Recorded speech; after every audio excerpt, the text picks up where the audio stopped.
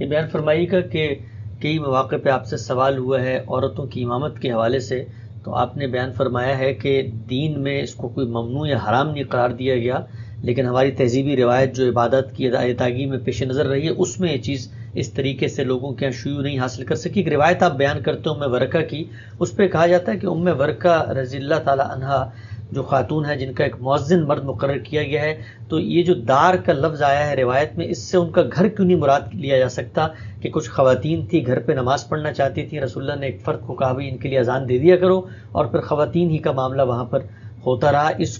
اس مثال کو اٹھا کر اس سے یہ نتیجہ خاص کرنا کہ کہیں خواتین امامت بھی کر سکتی ہیں، یہ کیسے قابل طور پہ ہے؟ ان تمام سوالوں کا جواب ڈاکٹر حمید اللہ صاحب نے خطبات بہاولپور میں دے دیا تھا، لوگ اس کا مطالعہ کر سکتے ہیں۔ یہ حقیقت ہے کہ یہ دور ازکار باتیں ہیں جو لوگ عام طور پہ کہتے ہیں۔ یعنی سوال یہ ہے کہ مؤذن کیوں مقرر کیا گیا؟ مرد، وہ مؤذن صاحب وہاں اذان دیتے تھے اور اذان دینے کے بعد نماز پڑھنے کے لیے کہیں اور جاتے تھے، یہ سب آپ کو فرض کرنا پڑے گا۔ اچھا، دار کا لفظ جو ہے وہ محض گھر کے لیے نہیں آتا، بلکہ جیسے گڑیاں بنی ہوتی ہیں، یعنی ایک قبیلے کا یا ایک خاندان کا ایک علاقہ ہے، اس میں عام طور پر مسجد الدار بھی بنا لی جاتی تھی کہ یہ 10 لوگ ہیں، 20 گھرانے ہیں، ہمارے قبیلے کے ہیں، برادری کے ہیں، یہ یہاں آ کے نماز پڑھ لیں گے۔ تو مدینے میں بھی اس طرح کی صورتحال تھی۔ یہ جتنی چیزیں بھی بیان کی جا رہی ہیں، کیا یہ روایت کے اندر صراحت سے بیان ہوئی ہیں؟ جب صراحت سے بیان نہیں ہوئی ہیں تو فرض کیا جائے گا نا، فرض کرنے کی بنیاد کیا ہوگی؟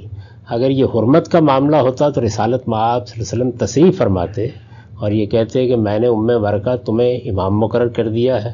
اچھا، پھر یہ کہ وہ ایک ایسی جگہ کہ جہاں پر خواتین ہی کو آ کے نماز پڑھنی ہے اپنے طریقے پر، وہاں امام مقرر کرنے کی ضرورت کیوں پیش آ گئی؟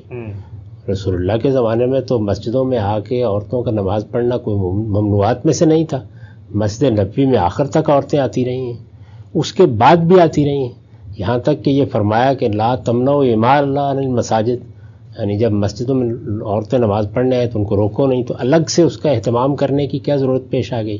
اور اگر آئی گئی تھی اور یہ چیز ممنوع تھی تو پھر فرمانا چاہیے تھا کہ تم وہاں اذان دو گے لیکن نماز نہیں پڑھو گے۔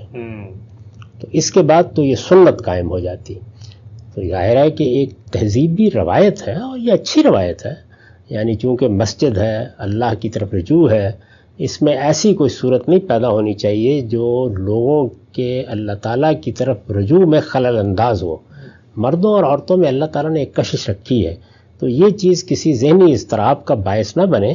اس وجہ سے اچھا یہی ہے کہ جو ہمارے ہاں طریقہ رائج ہے وہی اختیار کیا جائے، یہی پسندیدہ ہوگا، یہی ہماری دینی تہذیبی روایت ہے۔ لیکن یہ کہنا کہ یہ دین کا حکم بن گیا ہے یا یہ سنت قائم ہو گئی ہے، اس کے لیے دلائل کافی نہیں۔